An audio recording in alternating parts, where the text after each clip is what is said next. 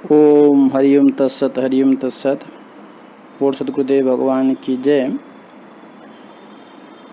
आज हम लोग थोड़ा सा क्योंकि कल से अधिक मास प्रारंभ हो रहा है और उसमें क्या करना चाहिए और उसका महत्व क्या है, इसके बारे में थोड़ी चर्चा करना चाहते हैं। आप इसको यूँ समझ सकते हैं कि जिस चंद्रमास में सूर्य की संक्रांति नहीं होती वह मास अधिक कहलाता है। वह मास क्या कहलाता है? अधिक मास कहलाता है। या फिर आप इसको दूसरे अर्थों में ऐसा भी समझ सकते हैं कि चंद्रमास के दोनों ही पक्षों में सूर्य किसी भी राशि में प्रवेश नहीं करता, यानी संक्रमण नहीं करता, तब वह संक्रमण रहित मास वर्ष की मास गणना से अधिक हो जाता है, इसलिए इसको कहते हैं अधिक मास। और इसके कई नाम हैं, जैसे लोक भाषा में सुना जाता है कि इसे अधिक मास भी कहते हैं, मलमास भी कहते हैं, पुरुषोत्तम का मास भी कहा जाता है।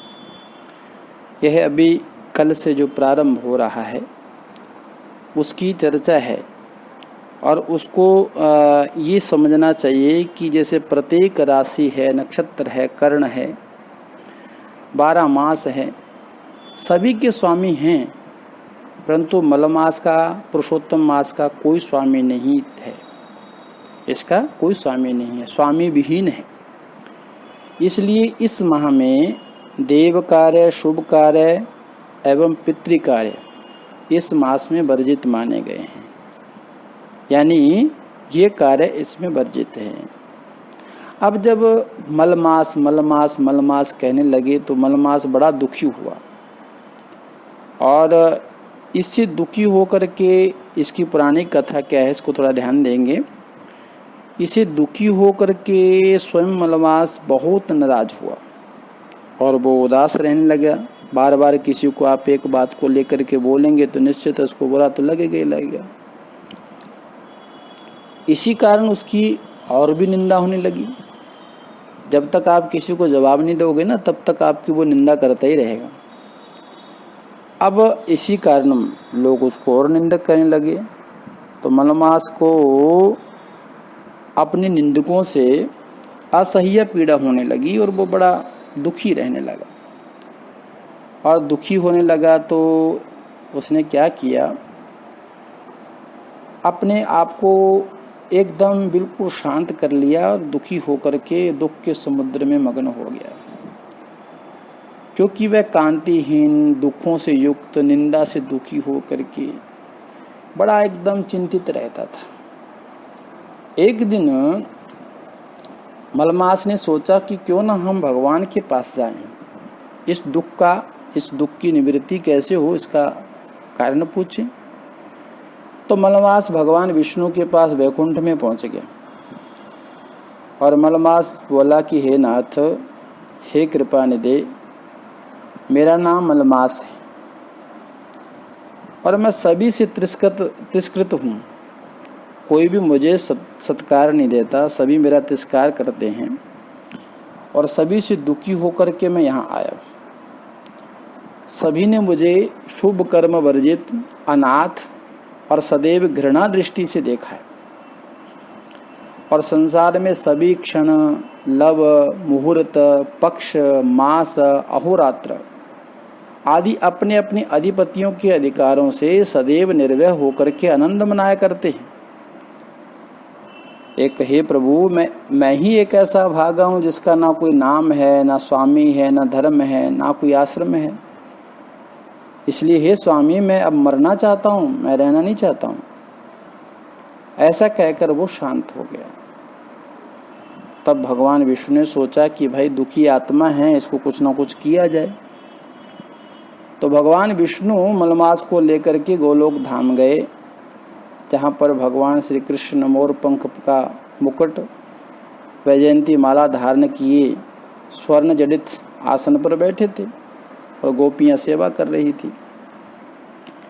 तो भगवान विष्णु ने मलमास को श्री कृष्ण के चरणों में नतमस्तक करवाया व कहा कि यह मलमास वेद शास्त्र के अनुसार पुण्य कर्मों के लिए अयोग्य माना गया है, इसलिए सभी इसकी निंदा करते हैं। और निश्चित है जो वेद शास्त्र के अनुसार कर्मों से अयोग्य हो उसकी निंदा तो सर्वत्र होगी ही होगी। तब श्री कृष्ण ने कहा कि हे हरि, आप इसका हाथ पकड़कर ला रहे हो, मेरे पास लाए हो। जिसका हाथ आपने पकड़ लिया, जिसे आपने स्वीकार कर लिया, उसे मैं भी स्वीकार कर लिया। अब इसे मैं अपने ही समान करूंगा तथा पुण्य, कीर्ति, ऐश्वर्य, पराक्रम, भक्तों को वरदान आदि मेरे समान सभी गुण इसमें होंगे। मेरे अंदर जितने भी सद्गुण हैं उन सभी को मैं मलमास में सौंप रहा हूँ, मलमास को दे रहा हूँ। और दे रहा हूँ इसका मतलब ये नहीं मैं अपना नाम भी दे रहा हूँ, क्योंकि मेरा नाम क्या है?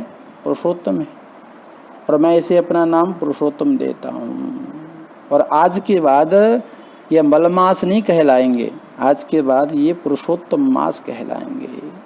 तो भगवान ने इनको अपना नाम दिया तो मलमास से हो गए पुरुषोत्तम मास।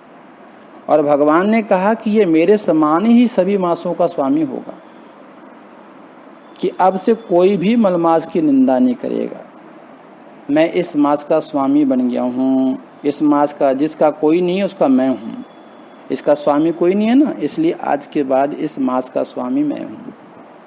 जिस परम धाम गोलोक को पाने के लिए ऋषि तपस्या करते हैं ना सज्जनों, वही दुर्लभ पद पुरुषोत्तम मास में स्नान, पूजन, अनुष्ठान, दान करने वाले को सरलता से प्राप्त हो जाते हैं। इस प्रकार इस पुरानी कथा से ये मालूम पड़ता है कि ये मलमास को पुरुषोत्तम मास के नाम से प्रसिद्ध किया गया। और भगवान ने ये भी कहा कि यह मेरे समान सभी मासों का स्वामी होगा। अब जगत को पूज्य व नमस्कार करने योग्य होगा। यह इसे पूजने वालों के दुख दरिद्रता का नाश करेगा। यह मेरे समान ही मनुष्यों को मोक्ष प्रदान करेगा। जो कोई इच्छा रहित या इच्छा वाला इसे पूजेगा वह अपने किए कर्मों को भस्म करके निसंशय मुझको प्राप्त हो जाएगा। और सब साधनों में श्रेष्ठ तथा सब काम अर्थ को देने वाला यह पुरुषोत्तम मास स्वाध्याय योग्य है। इस मास में किया गया पुण्य कोटि गुना होता है। जो भी मनुष्य, भगवान कह रहे हैं कि जो भी मनुष्य मेरे इस प्रिय पुरुषोत्तम मास का तिरस्कार करेगा और जो धर्म का आचरण नहीं करेगा वे सदैव नरक का गामी होगा, ऐसा भगवान ने कहा। तो फिर भाई क्या करना चाहिए? तो कहते हैं कि इस मास में स्नान करना चाहिए, दान करना चाहिए, पूजा करनी चाहिए, आदि आदि इसका विशेष महत्व बताया गया। इसलिए आप पुरुषोत्तम मास को अब क्या है कि इसमें ये बातें ध्यान में देने वाली है कि इसको आप लोग सिर्फ एक मास मत समझिएगा, घृणा की दृष्टि से मत देखिएगा। इसको आप एक काम करिए कि इसमें आप इसको साधना का मास समझिए, साधना करने का महीना है। तो भगवान ने इसको वर दिया है, पुरुषोत्तम नाम से विख्यात है। तो इस मास में क्या करना चाहिए? तो कहते हैं केवल ईश्वर के निमित्त, अपने निमित्त नहीं, अपने स्वकर्म के लिए नहीं, केवल ईश्वर के निमित्त व्रत है, दान है, हवन है, पूजा है, ध्यान है। बस इस मास में यही करने का विधान है, इसके अतिरिक्त तो कुछ भी नहीं। अब ऐसा करने से होगा क्या?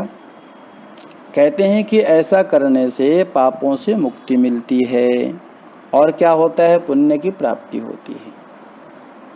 अगर हम पुराणों के साथ इसका अनुशीलन करते हैं या इसकी तुलना करते हैं तो भागवत पुराण के अनुसार इस मास के या इस मास में किए गए सभी शुभ कर्मों का फल प्राप्त होता है।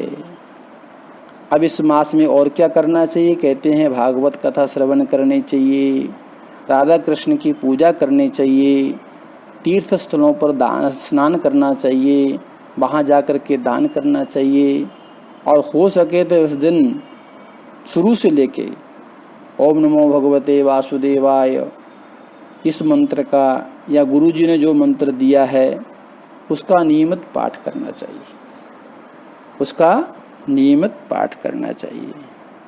और इस मास में और क्या कर सकते हैं आप, वो भी सुन लीजिए। श्री विष्णु सहस्त्र नाम का पाठ कर सकते हैं, पुरुष सूक्त का पाठ कर सकते हैं, श्री सूक्त का पाठ कर सकते हैं, हरिवंश पुराण और एकादशी महात्म कथाओं से आप इसको सुन करके अपने मनोरथ पूरे कर सकते हैं। इस माह में शुभ कार्य, मांगलिक कार्य का आरंभ नहीं करना चाहिए। इस माह में शुभ कार्य यानी मांगलिक कार्य का आरंभ नहीं करना चाहिए, केवल धार्मिक कार्यों को ही करना चाहिए। निष्काम भाव बहुत जरूरी है। अगर निष्काम भाव नहीं है तो फिर आपको ये मास दुखदायी भी हो सकता है। तो इस मास में कल से जो प्रारंभ हो रहा है, जो आज छोटा सा संक्षिप्त में हम लोग चर्चा किए, तो जिसको जो अच्छा लगे उस अनुसार अपनी वो साधना पद्धति में संलग्न हो सकता है। तो आज ऐसा ही छोटा सा महत्व आपको बताना था, आप लोगों ने करेंगे और नित्य प्रति जो हमें बताएं, हम आप अच्छे लाने के। श्री गोपी जन वल्लभाय नमः। वंदे वंदारु मंदारम वृंदावन विनोदिनम। वृंदावन कलानाथम पुरुषोत्तम अद्भुतम। नारायणं नमस्कृत्य नरं चैव नरोत्तमं। देवीं सरस्वतीं व्यासं ततो जयमुदीरयेत्। श्री गोपीजनवल्लभाय नमः। वंदे वंदारु मंदारं वृंदावन विनोदिनं। वृंदावन कलानाथं पुरुषोत्तम अद्भुतम्। नारायणं नमस्कृत्य नरं चैव नरोत्तमं। देवीं सरस्वतीं व्यासं ततो जयमुदीरयेत्। बोल सद्गुरुदेव भगवान की जय। मुझे आशा है कि आप सभी लोग